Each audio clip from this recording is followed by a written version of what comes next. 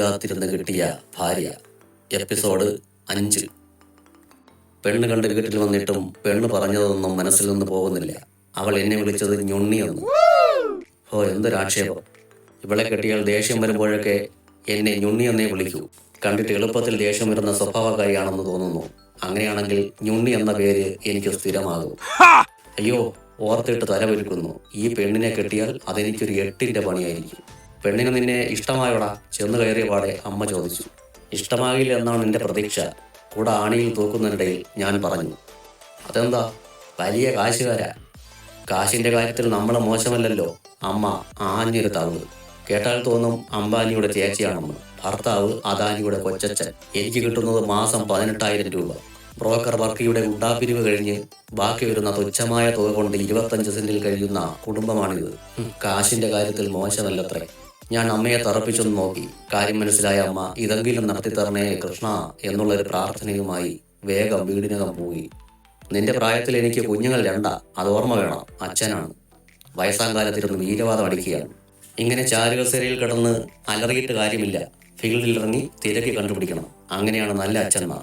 ഋതുപർണയോടുള്ള ദേഷ്യം ഞാൻ അച്ഛനോട് തീർത്തു. ദേഷ്യം കൊണ്ട് എൻ്റെ കണ്ണൊക്കെ പുറത്തേക്ക് തള്ളി വന്നു. ചെവി കിടന്നാടി, മൂക്ക് കിടന്ന് വിറച്ചു. ഈ തന്തയും തള്ളയും കൊണ്ട് എനിക്കൊരു പ്രയോജനവുമില്ല. ഇവർ ഊർജ്ജസ്വലരായി ഇറങ്ങി പെണ്ണന്വേഷിച്ചിരുന്നെങ്കിൽ ആ ബ്രോക്കർ വർക്കിക്ക് ഞാൻ കാശ് കൊടുക്കണമായിരുന്നു.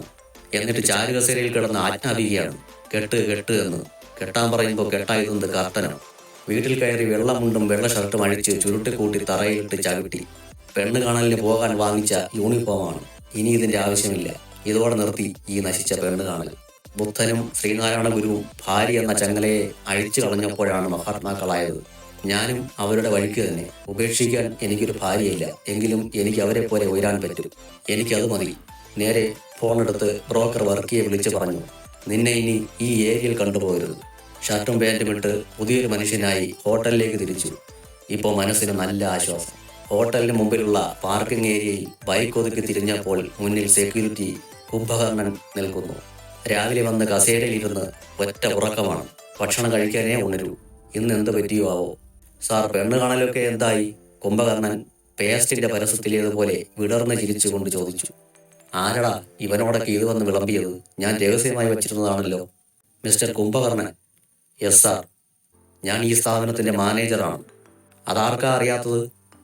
എന്നോടിനി ഇതുപോലെ റെസ്പെക്റ്റ് ഇല്ലാതെ പെരുമാറരുത്. പെരുമാറിയാൽ നിന്റെ സ്ഥാനം ഈ സ്ഥാപനത്തിന് പുറത്തായിരിക്കും. അതിന് ഞാനൊന്നും. കുംഭകർണനിൽ നിന്ന് പരിങ്ങി. മിണ്ടരുത്. ഇനി നീ ഇവിടെ ഇരുന്ന് ഉറങ്ങും. ഞാൻ കാണിച്ചു തരാം. ഞാൻ ചവിട്ടി കുലുക്കി അകത്തേക്ക് കയറി. ഇനി ഇരുന്ന് ഉറങ്ങിയാൽ ഇവന്റെ വായിൽ മണ്ണ് വാരിയിടണം. പെണ്ണ് കാണൽ എന്തായി പോലും. ഒരു മാനേജരോട് ചോദിക്കാൻ പറ്റിയ ചോദ്യമാണോ ഇത്? റിസപ്ഷനിലേക്ക് കയറി. റിസപ്ഷനിൽ നിന്ന റൂം ബോയിയെ സ്വതന്ത്രനാക്കി വിട്ടു. ഞാനില്ലാത്ത സമയത്ത് രാധേഷ് എന്ന റൂം ബോയിയാണ് റിസപ്ഷനിലെ കാര്യങ്ങൾ നോക്കുന്നത്. രാധേഷ് സന്തോഷത്തോടെ ഓടിപ്പോയി. ഒരു 3 സ്റ്റാർ ഹോട്ടലാണിത്. പേര് ശ്രീകൃഷ്ണ. മാനേജർ എന്നാണ് പോസ്റ്റിന്റെ പേരെങ്കിലും റിസപ്ഷനിസ്റ്റിന്റെയും ക്യാഷ്യറുടെയും പണികളും ചെയ്യണം. ഗസ്റ്റിന് റൂം കൊടുക്കണം, അവരിൽ നിന്ന് കാശ് വാങ്ങണം, അവരുടെ വിവരങ്ങൾ കമ്പ്യൂട്ടറിൽ എൻട്രി ചെയ്യണം. അങ്ങനെ ഒരുപാട് പണികൾ. ഇന്ന് വലിയ തിരക്കില്ല. ഞായറാഴ്ച ആയതുകൊണ്ടായിരിക്കും. ഞാൻ കസേരയിൽ ഇരുന്നപ്പോൾ മനസ്സ് ഇന്നത്തെ പെണ്ണുകാണൽ ചടങ്ങിലേക്ക് ഊളിയിട്ടു. എന്തൊരു നാക്കാണ് ആ പെണ്ണിന്! 1ന് 10 മറുപടി. സുന്ദരിയാണ്, പേരും കൊള്ളാം. പക്ഷേ നാക്കാണ് പ്രശ്നം. അവളെ കെട്ടിയാൽ വഴക്ക് കൂടാനേ എനിക്ക് നേരം കാണൂ. ജോലിക്കൊന്നും വരാൻ പറ്റില്ല. അവസാനം ഒന്നുകിൽ ഞാൻ അവളെ കൊല്ലും, അല്ലെങ്കിൽ അവൾ എന്നെ കൊല്ലും. രണ്ടിലൊരാൾക്ക് ജയിൽവാസം ഉറപ്പ്. ഞാനൊരു മെയിൽ ഷോവനിസ്റ്റാണ്. തർക്കുത്തരം പറയുന്ന പെൺപിള്ളാരെ എനിക്ക് ഇഷ്ടമില്ല. അവളേക്കാൾ 5 വയസ്സ് മൂത്തതാണ് ഞാൻ. ആ ബഹുമാനം പോലും അവളെ എനിക്ക് തന്നില്ല. അഹങ്കാരി. എന്തായാലും മുൻപ് പരാജയപ്പെട്ട 99 പെണ്ണ് കാണലിലേതുപോലെ യാതൊരു ടെൻഷനും ഈ പെണ്ണ് കാണലിൽ എനിക്കില്ല. പെണ്ണ് കാശുകാരിയും സുന്ദരിയുമായതുകൊണ്ട് നോ എന്നായിരിക്കും മറുപടി. അതാണ് എനിക്ക് വേണ്ടത്. ഇനി ഈ പെണ്ണ് കാണലിലൊക്കെ നിർത്തി സ്വസ്ഥമായി ജീവിക്കണം. ഇങ്ങനെയൊക്കെ ആലോചിച്ചിരിക്കുമ്പോഴാണ് ഫോണിലേക്കൊരു കോൾ വന്നത്. ഈ നാശം എന്തിനാണാവോ ഇപ്പോൾ വിളിക്കുന്നത്? കാശാണെങ്കിൽ കൊടുക്കൂല. ഫോണെടുത്ത് ചോദിച്ചു, എന്താ വിളിച്ചത്? ഉണ്ണിക്കുട്ടാ, പെണ്ണിന്റെ അച്ഛൻ വിളിച്ചു. വർക്കിയുടെ വാക്കുകളിൽ ആഹ്ലാദം. ദൈവമേ, എന്തിനാണ് ഇയാൾ ആഹ്ലാദിക്കുന്നത്? എൻ്റെ ചാവ് അടുത്തോ? പെണ്ണിന്റെ അച്ഛൻ എന്തു പറഞ്ഞു? സമ്മതമാണെന്ന് പറഞ്ഞു. എന്തിന്?